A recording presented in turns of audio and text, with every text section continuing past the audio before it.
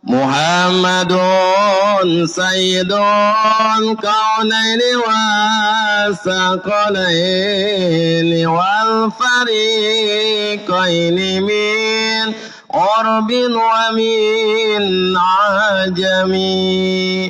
Ya Rabbi bil Mustafa balligh maqasidana واغفر لنا ما مضى يا واسع الكرم. نبينا الأمير نهي فلا أحد أبر في قولنا منه ولا نعمي. يا ربي بالمصطفى بلغ مقاصدنا واغفر لنا ما مضى يا واسع الكرم. هو الحبيب الذي ترجى شفاعته لكل هول من الأهوال المقتحم. يا رب بالمصطفى بلغ مقاصدنا واغفر لنا ما مضى يا واسع الكرم. مولاي صل وسلم دائما أبدا على حبيبك خير الخلق كلهم. يا رب بالمصطفى بلغ مقاصدنا واغفر لنا ما مضى يا واسع الكرم. اللهم صل وسلم وبارك عليه.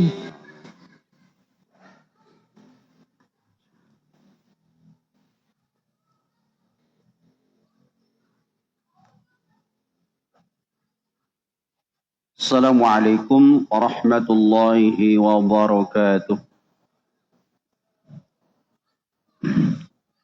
Bismillahirrahmanirrahim. Qala al-musannif rahimahullahu ta'ala wa nafa'ana bihi wa bi'ulumi fid daraini amin. Ila hadna bil Mustafa Rasulullah sallallahu alaihi wasallam wa ala alihi wa ashabihi wa azwajihi wa dhurriyyatihi wa ali baitihi wa ila hadrati jami'il ulama'i wal masyayikhi wa murabbi rahina wa ila hadrati muallif hadzal kitab Syekh Muhammad Amin Al-Kurdi wa usulihi wa furhim.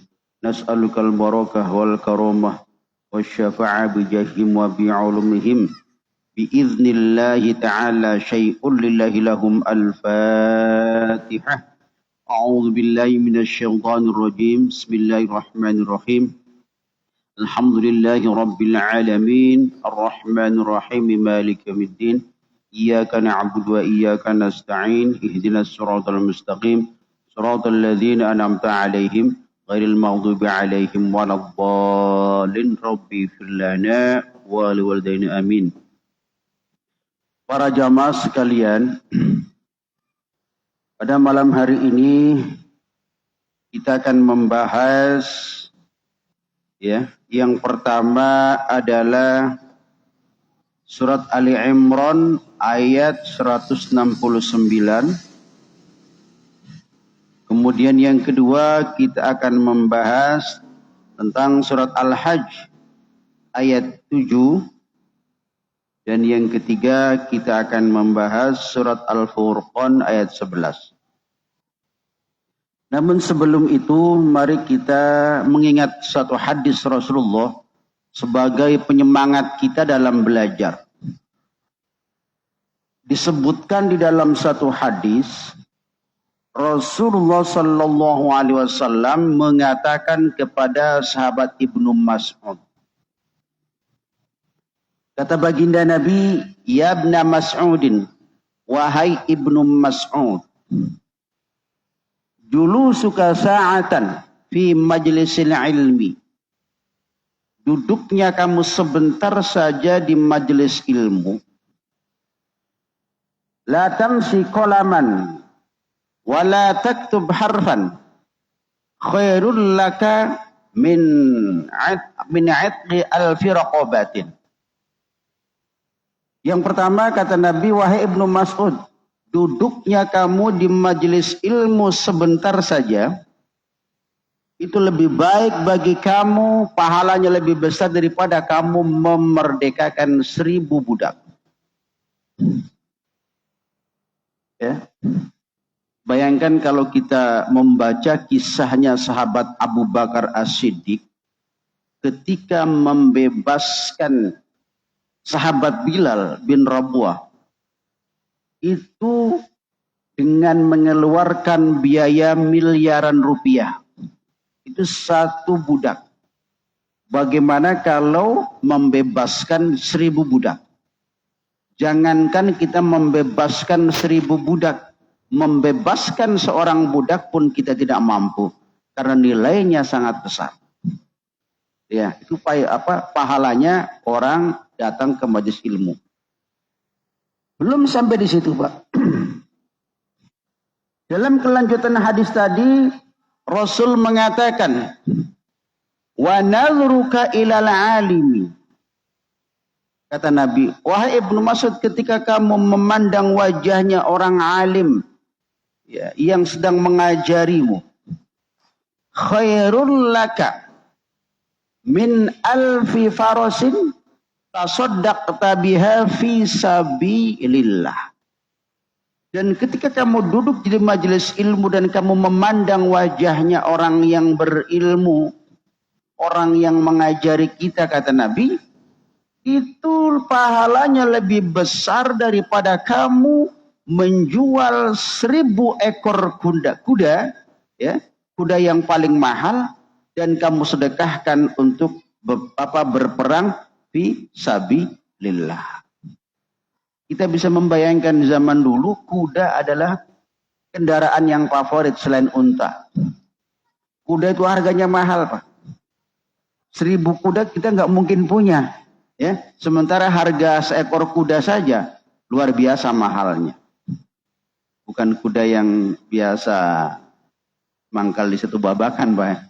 Ini kuda sekelas mungkin kuda yang dipakai oleh Pangeran Diponegoro dalam berperang. Ya kan? Belum sampai di situ Rasul melanjutkan. Ya. Wassalamuka 'alal alimi. Kata Nabi. Dan ucapan salam, ya. Mengucapkan assalamualaikum, gitu. Menyapa orang yang alim. Menyapa nih, Pak, ya. Kata Nabi apa? Khairum min ibadati alfi sanatin. Ya. Menyapa orang yang alim yang ngajari kita assalamualaikum. Gimana kabarnya, sehat? Ini jarang yang begitu, Pak, ya. Wah. Kata Nabi, itu pahalanya lebih besar, lebih baik daripada kamu ibadah selama 1000 tahun. Itu kata Nabi. Nabi menyampaikan kepada sahabat Ibnu Mas'ud. Mungkin yang pertama iya kan? Kita datang. Yang kedua juga iya, karena melihat siapa yang ngajar. Yang ketiga itu jarang-jarang, Pak, ya. Jadi tidak ada ruginya kita mengucapkan salam, ya kan? Kadang-kadang, mohon maaf ya, siapapun, kita mau ngucapin salam itu kagak kenal gua sama dia. Padahal sama-sama masuk masjid. Ya kan? Sama-sama satu masjid. Tapi karena kagak kenal, kita ogah-ogahan, ya. Jangankan mengucapin salam, salaman aja kita nggak mau. Padahal kata Nabi tadi, ya, itu pahalanya lebih besar daripada kita ibadah 1000 tahun. Yang menjadi pertanyaan, nggak mungkin kita usianya sampai 1000 tahun kan gitu, ya. Oke. Tapi tiga-tiganya kalau kita pengen mendapatkan pahala lebih baik daripada memerdekakan 1000 budak. Kalau kita ingin mendapatkan pahala lebih baik daripada menjual 1000 kuda untuk berperang fisabilillah, ya. Dan kalau kita ingin mendapatkan pahala melebihi ibadah 1000 tahun, syaratnya satu harus ikhlas. Karena yang dilihat oleh Allah itu adalah ikhlasnya. Jadi melalui hadis yang saya sampaikan ini, dimanapun kita, mudah-mudahan kita termasuk orang yang mengamalkan 3 hal tadi. Kehebatan 3 hal tadi disebutkan dalam satu hadis. Ya, oke. Itu perlu saya sampaikan ya, karena ini adalah penyemangat buat kita. Baik, jamaah rahimakumullah. Selanjutnya kita akan membahas yang pertama surat Ali Imran ayat 169. Kaitannya apa? Kaitannya adalah Bismillahirrahmanirrahim wa mimma yajibu i'tiqadihi. Salah satu kewajiban yang harus kita yakini adalah anna syuhada'a ahya'un fi quburihim. Ya, hayatan kamilatan, yang artinya sesungguhnya orang-orang yang mati syahid itu mati yang berperang di jalan Allah, para pejuang, ya. Ahya'un fi kuburihim, di dalam kuburnya hidup, hayatan kamilatan, hidupnya sempurna. Apa landasannya yang mengatakan bahwa orang mati syahid di dalam kuburnya hidupnya sempurna? Dasar utamanya adalah surat Ali Imran ayat 169. A'udzubillahi minasyaitonirrajim. وَلَا تَحْسَبَنَّ الَّذِينَ قُتِلُوا فِي سَبِيلِ اللَّهِ أَمْوَاتٍ بَلْ أَحْيَاءٌ عِنْدَ رَبِّهِمْ يُرْزَقُونَ. Ya.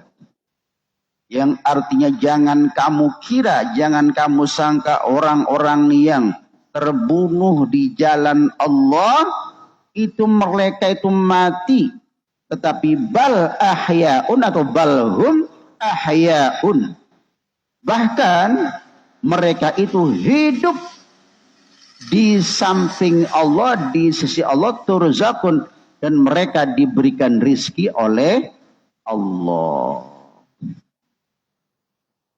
Oke. Pernah kita mendengar ada syuhada yang meninggal, ya, ketika ada pahlawan, ya, itu di satu kampung. Katanya sudah puluhan tahun meninggal dunia, Pak. Sejak zaman kemerdekaan dulu, itu begitu digali kuburnya karena ingin dipindahkan, itu masih utuh. Masih utuh, bahkan baunya wangi. Jangankan kain kafannya, Pak. Kulitnya saja, jangankan kulitnya ya. Rambutnya, giginya, kain kafannya masih utuh, tidak dimakan ulat, ya, tidak dimakan ular. Itu bukti bahwa orang-orang yang mati syahid itu seperti orang hidup. Jadi seger Pak kulitnya itu. Berbeda dengan orang yang meninggalkan kulitnya karena darahnya beku, ya, tidak jalan. Itu enggak. Banyak saksi-saksi yang mengatakan demikian. Turzakun, maka ditafsiri wa anna hayatahum haqiqatan. Jadi hidupnya orang-orang yang mati syahid di dalam kuburnya hakikat, benar. Secara hakikat begitu. Li zahiril ayati, berdasarkan ayat tadi, ya. Oleh karena itu, karena mereka hidupnya memang seperti orang yang hidup sempurna, dan mereka fa innahum yurzaquna mimma yashtahuna. Mereka diberikan rezeki dengan apa yang mereka inginkan. Ya. Kama turzaqul ahya'a bil akli wasyurbi. Sebagaimana orang-orang yang masih hidup makan dan minum. Itu orang mati syahid, Pak. Makan, minum, juga makan buah-buahan. Wa nahwu dzalika. Tetapi kita tidak boleh mengira bahwa makan dan minumnya orang yang mati syahid sebagaimana orang yang hidup. Kalau kita mengikuti pendapatnya Imam Al-Jazuli, itu berbeda dengan kita hidup di dunia. Ya kan? Jadi jangan dikira kita makan apa, gorengan, pisang, rambutan. Pas begitu digali penasaran, coba siapa tahu di dalam kuburnya banyak kulit-kulit rambutan gitu kan. Kayak gitu misalnya gitu kan.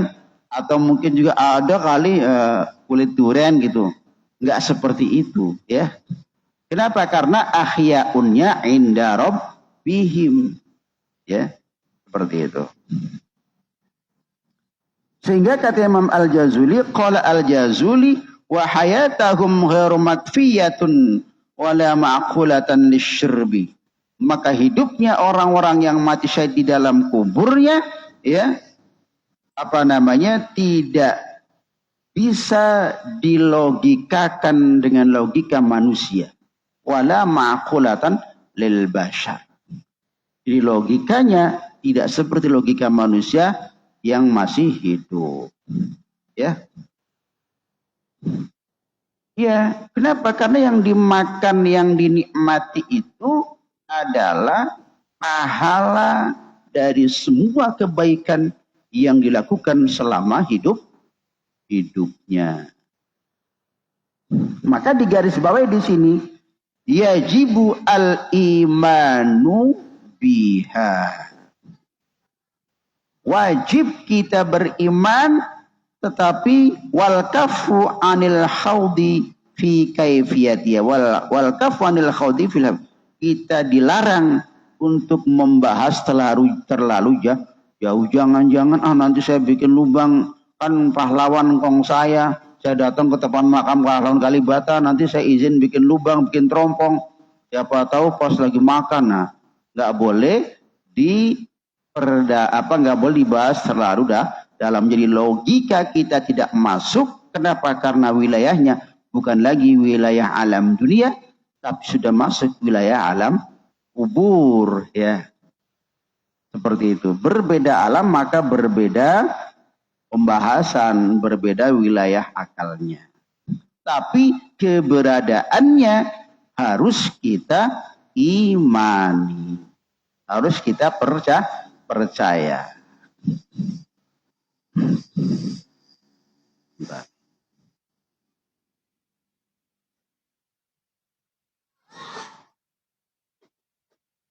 Ya rahimakumullah. Wal murad bihim, ini dijelaskan lagi, dipertegas lagi, ditaukid lagi. Jadi yang dimaksud asyuhada itu siapa? Wal muradu bihim al mu'minun al maqtulun fi harbil kuffari li i'la'i kalimatillahi ta'ala. Jadi pengertian orang yang mati syahid adalah orang yang terbunuh ya ketika berperang dengan orang-orang kafir.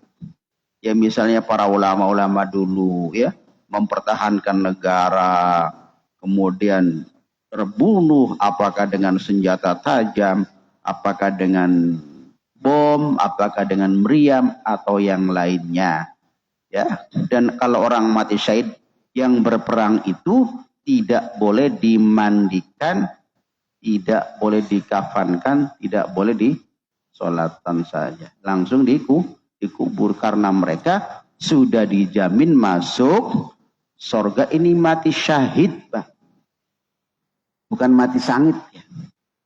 Ya. Jadi syahid di sini bukan sangit. Kalau sangit itu tiba-tiba ya kan ada orang lagi masjid dibom gitu kan. Nah, bukan berarti kemudian ada lagi ibadah di gereja di bom, itu namanya saya bunuh diri, itu namanya bukan mati syahid tapi mati sangit, gosong. Ya. Kenapa? Karena Islam melarang kita memusuhi, memerangi orang yang tidak memerangi kita. Yang diwajibkan adalah memerangi orang yang memerangi kita. Makanya harbi, kafir harbi, bukan kafir zimmi. Sementara di Indonesia, orang-orang non-muslim itu yang mereka menyembah di kuil, mungkin juga di kelenteng, di vihara, di gereja, itu mereka kafir zimmi. Orang yang berbeda keyakinan tapi mau hidup berdampingan dan mau hidup damai, saling menghormati, lakum dinukum waliyadin, itu dalam surat Al-Kafirun yang dimaksud adalah kafir zimmi, bukan kafir harbi. Jadi kita harus paham, Pak. Ya, harus paham bagian-bagian orang yang kafir itu. Ya.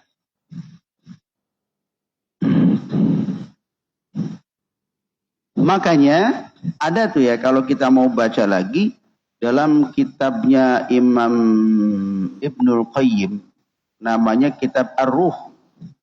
Ya. Beliau menggambarkan dalam beberapa hadis yang beliau kutip, bahwa katanya kenikmatan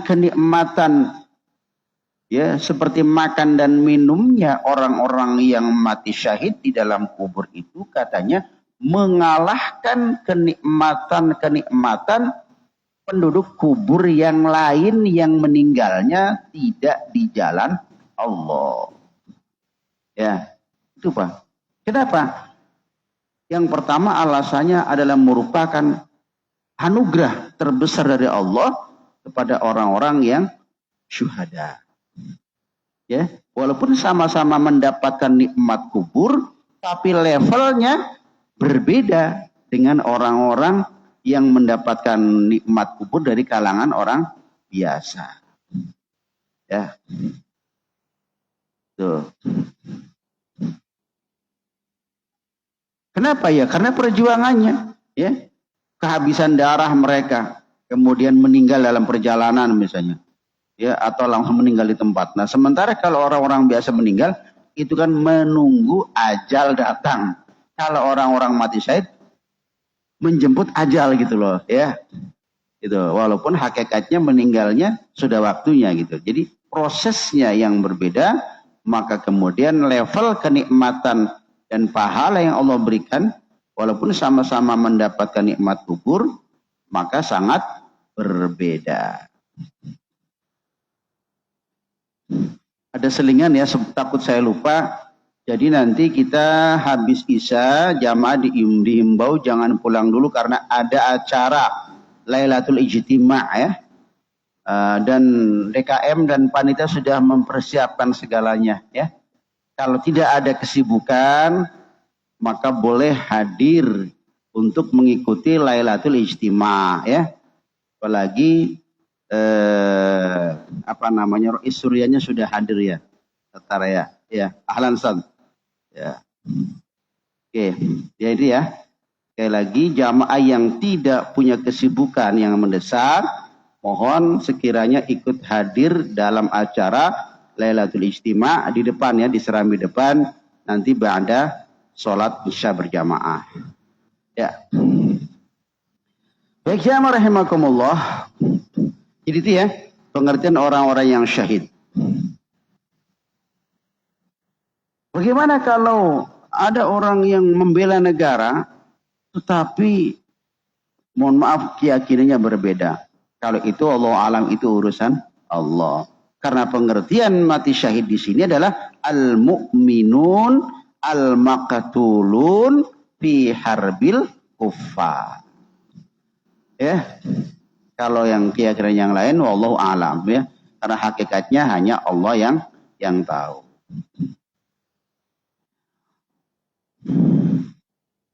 Selanjutnya pada surat Al-Hajj ayat 7 dan Al-Furqan ayat 11 kita akan membahas wa mimma yajibu i'tiqaduhu an-nas-sa'ah, membahas tentang kiamat ya. Anna sa'ata wa hiya al-qiyamatu. As-sa'ah adalah al-qiyamah. Jadi nama-nama hari kiamat itu berbeda-beda. Ada yang menggunakan redaksi kalimat al-qiyamah, ada yang menggunakan kata as-sa'ah. As-sa'atu wa hiya al-qiyamatu, ya, atiyatun, pasti datangnya. Kiamat pasti datang. Ba'da inqiradid dunya la raiba fiha. Setelah hancurnya alam dunia. Kiamat itu kan berarti seluruh dunia hancur. Baru kemudian disebut kiamat. La raiba fi, tidak ada keraguan, semua sepakat kiamat pasti datang. Gitu kan? Jadi kita harus yakin kiamat adalah pasti datang.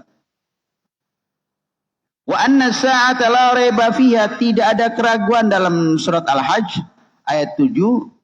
Wa anna sa'ata la atiyatun la raiba fiha, dan sesungguhnya kiamat itu pasti datang dan tidak ada keraguan di dalamnya. Ya. Kemudian dalam surat Al-Furqan ayat 11 Allah katakan a'udzubillahi minasyaitonir rajim wa a'tadna liman kadzdzaba bis-sa'ati sa'ira, yang artinya dan aku siapkan bagi orang-orang yang berbohong dengan kiamat, bagi orang-orang yang tidak percaya dengan datangnya hari kiamat, kata Allah, aku siapkan, aku ancam dengan neraka sa'ir. Ya, sa'iro. Neraka sa'ir itu neraka yang sangat panas. Allah akan berikan kepada orang-orang yang berbohong, orang-orang yang tidak percaya adanya kiamat. Nanti dimasukkan ke dalam neraka sa'ir. Kemudian siapa lagi orang yang menghuni neraka sa'ir? Yang kedua adalah orang-orang yang ingkar, yang tidak beriman dengan Allah, ya, yang tidak beriman dengan Rasul, dengan malaikat, kitab, yaumil akhir, qada dan qadar. Itu akan dimasukkan ke dalam neraka sa'ir. Siapa lagi orang yang masuk ke dalam neraka sa'ir? Yang berikutnya adalah orang-orang yang suka memakan harta anak yatim, ya, atau mengatasnamakan yatim, mengeksploitasi yatim, menjual beli atas nama yatim, yang makan pengurus yatimnya, anak yatimnya tetap sengsara. Itu akan dimasukkan ke dalam neraka sa'ir. Ya, kan sekarang banyak Pak ya, Allah. Ya Allah alam sih ya. Mudah-mudahan kita tidak termasuk ya. Pantai anak yatim piatu, minta sana donatur. Atas nama mensejahterakan anak yatim, tapi ternyata anak yatimnya masih begitu-begitu aja. Yang sejahtera pengurus yatimnya. Nah, yang model-model begini akan dimasukkan ke dalam neraka sa'ir. Kemudian orang-orang yang mengembat, orang yang menilap, orang-orang yang memakan jatah orang miskin. Ya. PLT korupsi misalnya kan. Orang-orang yang korupsi jatah orang miskin, Pak. Dulu ada Raskin ya, sekarang masih ada nggak Raskin? Ya, Raskin nggak sampai sama orang miskin, ya kan? Mobilnya 5 dapat PLT misalnya. Nah, ya kan? Pada saat pembagian PLT ngakunya miskin, tapi pada saat jalan-jalan mobilnya paling mewah. Diancam Allah dengan neraka sa'ir. Ya, maka wala yahuddu ala ta'amil miskin. Ya. Kemudian neraka sa'ir juga Allah perintahkan, Allah berikan kepada orang-orang yang Islam, orang yang aku beriman, tetapi dia tidak mau melaksanakan ibadah. Ngakunya Islam, tapi tidak pernah sholat, tidak pernah puasa. Itu nanti dimasukkan ke dalam neraka sa'ir. Neraka yang sangat panas, levelnya di bawahnya neraka jahanam. Itu ya. mudah-mudahan kita tidak termasuk, Pak ya. Maka dianjurkan kita untuk, kata Nabi, sayangi anak yatim, sayangi orang miskin. Kenapa anak yatim? Ya, kalau kita tidak sayangi mereka, tidak ada yang memberi makan, tidak ada yang memberi nafkah. Orang miskin kalau kita tidak menyantuni, maka khawatir nanti mereka itu akan murtad. Kadal fakru ayakuna kufron. Miskin itu bisa menyebabkan orang menjual agama. Jadi murtad salah satu pintunya adalah kemiskinan. Ya.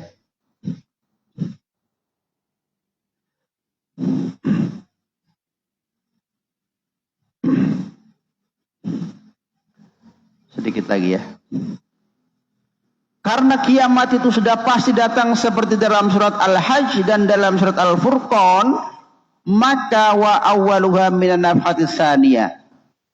Kiamat itu pasti datang dan mulai kiamat itu ketika nafkhatul ula. Tiupan sangkakala yang pertama yang disampaikan oleh malaikat Israfil. Ya. Tujuannya apa kiamat itu? Ila antastaqarra an-nasu fid daraini, supaya manusia itu jelas kedudukannya, Pak. Ya. Al jannah awin nar, apakah apakah manusia itu masuk ke dalam surga atau masuk ke dalam neraka? Maka perlu adanya kiamat. Tanpa adanya kiamat, orang tidak akan tahu kemana nasib di kemudian hari. Apakah dia penghuni surga atau penghuni neraka. Maka itu salah satu tujuan Allah untuk membuat adanya kiamat. Wala ya'lamu waqtu maji'uha illallah. Dan tidak ada yang bisa mengetahui kapan datangnya, jam berapa, hari apa, ya. Jam berapa datangnya itu tidak ada yang tahu, hanya Allah yang tahu. Itu ya. Hanya Allah yang tahu, Pak.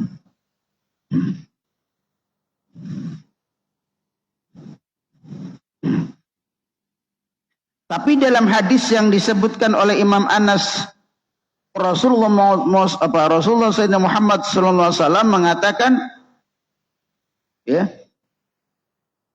ana bu'ithu ana wasa'atu kahataini, kata Nabi. Kata Nabi, aku diutus untuk menyampaikan bahwa kiamat, ya, aku dan kiamat kahataini. Nabi Muhammad isyarah, ya, dengan telunjuk dan jari tengah. Tuh. Bu'ithu ana wasa'ata kahataini. Wa asyar Abu Dawud bis sababah al-wal wusta. Kemudian menurut versi hadis Imam Abu Dawud, Nabi mengisyaratkan begini. Jadi kata Nabi, saya dan kiamat itu berdekatan. Kenapa? Karena Nabi Muhammad disebut Nabi akhiruz zaman. Nabi saja sudah mengatakan aku adalah di ujung dunia di hari kiamat, apalagi sekarang sudah lebih dekat, ya. Tapi kapan jam berapanya hanya Allah yang tahu. Ya. Itu Pak ya. Itu kiamat. Sedikit lagi supaya enak. Lakin laha alamatun. Tetapi kiamat itu Allah berikan tanda-tandanya. Yang kita bisa tahu tanda-tandanya, Pak. Tapi kapan datanya kita nggak tahu. Apa kata sughra wa kubra? Kiamat itu ada dua macam. Ada kiamat sughra, disebut kiamat kecil. Wa kubra, dan kiamat besar. Amma sughra fakathiratun. Adapun ciri-ciri kiamat sughra banyak sekali, di antaranya bi'atsatuhu sallallahu alaihi wasallam wa zuhuri ummatihi. Di antaranya adalah utusan Nabi Muhammad, ya. Dan umatnya ini disebut kiamat sughra, sudah muncul. Yang kedua, ciri kiamat wa'addal khainu aminan. Orang-orang sudah gampang berkhianat. Orang-orang yang jujur dikhianati. Yang jujur dikhianati dan banyak orang-orang yang bergaya, orang bisa dipercaya tapi sebenarnya dia pengkhianat. Tuh ya kan, pura-pura supaya dipercaya padahal dia pengkhianat. Itu. Wal aminu khainan, kemudian orang yang tadinya bisa dipercaya menjadi orang yang pengkhianat, kebalikannya. Itu tanda-tanda kiamat sughra. Kiamat sughra maksudnya tanda itu sudah terjadi. Seperti itu sudah banyak, Pak. Enggak nyangka dia padahal teman baik saya. Ternyata dia mengkhianati saya. Diam-diam dia mengkhianati saya. Padahal satu meja bareng, satu kantor bareng, satu masjid bareng, satu RT bareng, tapi dia mengkhianati saya. Itu sudah tanda-tanda kiamat sughra. Ya. Wattatawal fil bunyan, bermegah-megahan dalam membangun rumah-rumahnya mewah, tapi penghuninya tidak ada yang ibadah. Rumahnya mewah, tapi kemudian di dalamnya tidak ada yang membaca Al-Quran. Padahal agamanya Islam. Jadi rumah mewah, tapi masjidnya ambruk misalnya kan gitu. Itu Pak, rumah megah-megahan, tapi kemudian tidak ada lantunan ayat Al-Quran di dalam rumah. Rumahnya mau megah-megahan, lukisan paling mahal dipajang di mana-mana, tapi mencari Al-Quran nggak ada satupun. Nah ya kan, nah itu katanya tanda-tanda kiamat sughra. Wa zukhrufatul masajid, masjidnya mewah mentereng, dihiasi Pak, tapi kemudian tidak ada pengajian. Habis sholat ditutup rapat-rapat, seperti rumah kos, kalau ada yang ngekos baru dibuka. Masjidnya mewah, tapi tidak ada syiar, tidak ada yang membaca Quran. Habis sholat langsung pergi, gembok kunci.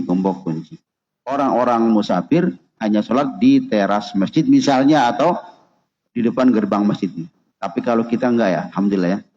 Ini namanya masjid merakyat Pak ya. Nah, saya setuju konsepnya seperti itu. Ya, masih ada sekarang masjid-masjid yang benar-benar makmur dan syiar. Tapi banyak juga masjid-masjid yang mewah, tapi kemudian kosong dari pengajian, kosong dari kegiatan keagamaan. Kata Nabi, wa zukhrufatul masajid. Masih bagus dihajar lagi, kurang mewah, bikin sekian miliar, ya kan. Ada donatur dibangun lagi, dihancurkan lagi, tapi tidak ada kegiatan. Alhamdulillah, kita patut bersyukur di Baitul Ma'mur, masjidnya makmur, jamaahnya mudah-mudahan makmur karena mau memakmurkan masjid. Ya kan? Itu ciri-ciri kiamat sughra. Ya banyak tuh. Ya. Kadang-kadang mohon maaf ya Pak Haji Guminya, menaranya aja 5 miliar gitu. Menaranya 5 miliar. Ya kan, Masya Allah. Padahal bikin menara doang. Ya, padahal sholatnya mah bukan di menara kan. Sholatnya mah di dalam masjid. Menaranya 5 miliar. Ya Allah, itu uang mubazir banget. Ya kan. Menaranya 5 miliar itu. Oke. Yang lebih parah lagi, wakafratul jali, banyak orang-orang yang hidup dalam kebodohan, wa qillatul ilmi, sedikit orang yang berilmu. Ya, sudah sedikit orang berilmu, ngaji nggak ada yang mau ngaji, makin sedih kalau kejadian seperti itu. Tapi alhamdulillah di sini masih pada mau ngaji. Itu ciri kiamat. Orang-orang yang bodoh kemudian bertindak sebagaimana layaknya ulama. Yang ulamanya ketutup. Nah ya kan. Oke. Tadi kafratul jahli wa qillatul ilmi. Itu tanda-tanda kiamat sughra. Artinya itu sudah terjadi. Ya Allah, kemarin saya sholat Pak di satu, saya sholat di Margo City kan karena antar istri mau beli sesuatu. Sholat jamaah maghrib di sana. Ya Allah Pak, kenapa menjadi imam?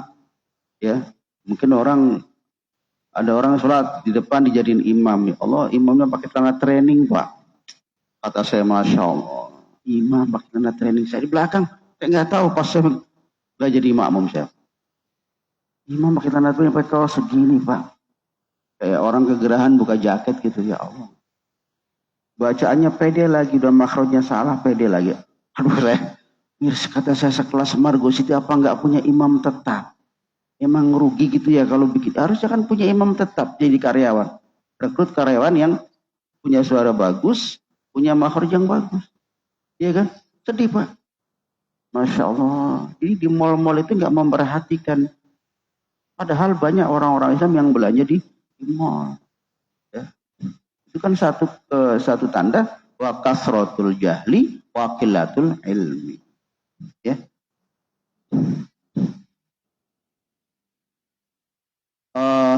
Masih ada beberapa tanda-tanda kiamat sughra, tapi karena sebentar lagi kita mau isya ya, mungkin pembahasan kita kali ini mudah-mudahan bisa dipahami ya mengenai dua hal tadi. Yang pertama tentang orang-orang yang mati syahid, ya wahum yurzaquna inda rabbihim. Jadi tidak boleh dilogikakan dengan logika manusia karena berbeda alam. Maka logika kita tidak masuk. Pada saat logika kita mandek, nah disitulah kita harus beriman. Mendahulukan iman, mengakhirkan akal. Karena paham Ahlus Sunnah wal Jamaah, iman atau wahyu nomor 1, akal nomor 2. Tapi kalau Mu'tazilah, akal nomor 1, wahyu nomor 2. Ya, pada saat kita sudah mentok, ya sudah, iman saja udah. Ya, jangan mikir kok bisa begitu lah ya. Udah iman aja udah. Karena di sini udah digaris bawahi wal kafu anil khadi fi kaifiyatiha. Jangan kamu membahas terlalu jauh, yang wajib kita lakukan adalah beriman. Yang kedua tentang kiamat pasti datangnya, dan tanda-tanda kiamat itu sebagian besar sudah terjadi di mana-mana. Mudah-mudahan kita termasuk orang-orang yang menghindari, bukan termasuk pelaku-pelaku tanda-tanda kiamat sughra. Dan mudah-mudahan kita termasuk orang yang mau meyakini dan mau mempersiapkan untuk menjelang kematian, karena kematian tidak ada yang bisa memprediksi kapan datangnya. Demikian pembahasan dari saya. Sebelum saya tutup, barangkali ada yang mau ditanyakan, saya persilahkan. Silakan, Habib. Assalamualaikum warahmatullahi wabarakatuh. Ini ada dua pertanyaan Kiai. Yang pertama mengenai pembahasan Kiai tadi. Tadi kata orang alim ini jasadnya banyak kesaksian-kesaksian yang jasad ini masih utuh. Bahkan ada imam besar kita pun di luar atau di Mekah sana yang memang masih utuh, yang memang kelihatan alim, dan alim memang alim. Ya, salah satunya Imam An-Nawawi. Nah ini ada di suatu daerah ketika makamnya ini digusur untuk pembuatan jalan. Nah ini jasadnya masih utuh. Namun kesaksian daripada masyarakat setempat, orang tersebut sedekahnya itu menggunakan dana, mungkin hasil korupsi atau yang hasil yang lainnya. Dan ada juga janji-janji yang belum ditepati. Terus mungkin ada juga tanah atau hak orang lain diambil oleh si mayit tersebut. Nah, ini apakah si mayit ini memang alim atau memang jasadnya tidak diterima bumi? Itu yang pertama. Nah, yang kedua, ada beberapa waktu lalu ini ada orang yang datang ke rumah saya. Jadi ceritanya beliau ini punya adik ipar. Adik iparnya ini beda, satu ibu beda bapak. Nah ketika hari Sabtu mau nikah, malam Sabtunya dibatalkan oleh calon suaminya. Nah karena memang undangan sudah tersebar, semua persiapan sudah rapi, alhasil si kakak tirinya yang sama-sama perempuan ini dengan legowonya, dengan ikhlasnya menyuruh suaminya untuk menikahkan. Gitu. Sedangkan setahu saya, kalau satu kandung menikah, kalau belum cerai atau meninggal dunia, nggak boleh turun ranjang. Namun ini permasalahannya satu ibu tapi beda bapak. Namun si suaminya ini yang datang rumah saya ini sampai detik ini pun si adik iparnya ini belum disentuh karena khawatir dengan hukum yang tadi gitu. Nah itu bagaimana penjelasannya? Apakah nikahnya ini sah atau tidak? Akhirnya saya bilang ya nunggu beberapa waktu deh, nanti saya tanya dengan yang ahlinya. Kalau memang sah ya udah sikat aja, saya bilang gitu. Kalau memang nggak sah ya ganti yang lain, saya bilang gitu. Ini saya Kiai, terima kasih. Assalamualaikum warahmatullahi wabarakatuh. Salam. Ya. Pertanyaannya menarik ya di KM kita. Yang pertama tadi, kesaksian masyarakat nggak ada yang mengatakan dia orang baik gitu, tapi jasadnya masih utuh. Ya. Mungkin kalau saya berpikir gini, mungkin di mata manusia dia tidak ada baik-baiknya, tapi mungkin di mata Allah yang tidak diketahui oleh orang lain dia pernah berbuat baik. Nah, yang kedua, ya Allah alam bisa jadi kayak Fir'aun itu kan jasadnya masih utuh. Sebagai bukti ini loh orang yang paling jahat dan mengaku Tuhan masih utuh jasadnya, sebagai bukti bahwa sejarah itu benar-benar fakta. Ya, tapi tadi antara dua itu ya, bisa jadi secara hakikat Allah punya catatan sendiri tentang orang yang meninggal tadi. Mungkin di mata Allah dia punya amal soleh yang tidak diketahui oleh manusia. Ya, itu kalau secara jawaban ya. Tapi hakikatnya ya kita sih berdoa mudah-mudahan dia termasuk orang yang diampuni oleh Allah kan gitu. Nah, mengenai tadi tentang syurutul wali ya, atau dalam pernikahan itu kan tidak boleh menikah itu satu kandung atau beda ibu satu bapak ya tadi ya. Oh, satu ibu beda bapak. Jadi kedua-duanya itu perempuan semua ya kan. Satu ibu beda bapak. Walaupun satu ibu beda bapak, seharusnya dia jangan, kalau kata si kakaknya tadi ya, udah nikahin aja gitu. Nah, itu kan bukan berdasarkan keilmuan. Nah, itu tidak boleh terjadi seperti itu, ya.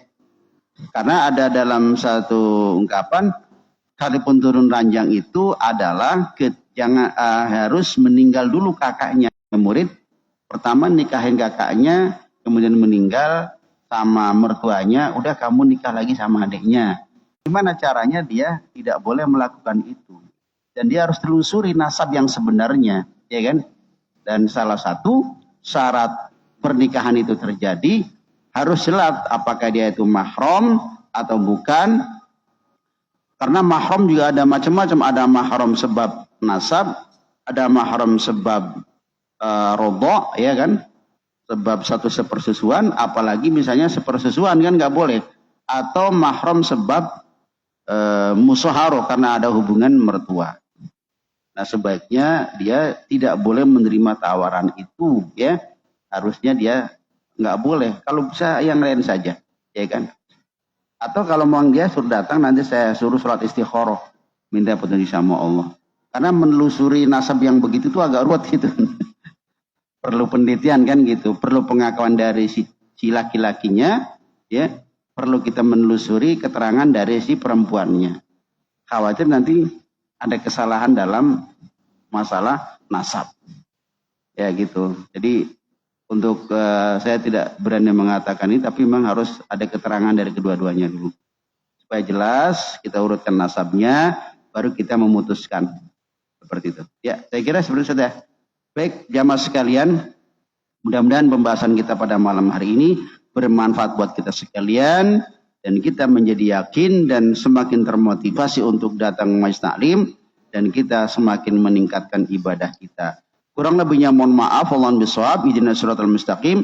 Wal muwaffiq ila aqwamit thoriq. Wassalamualaikum warahmatullahi wabarakatuh.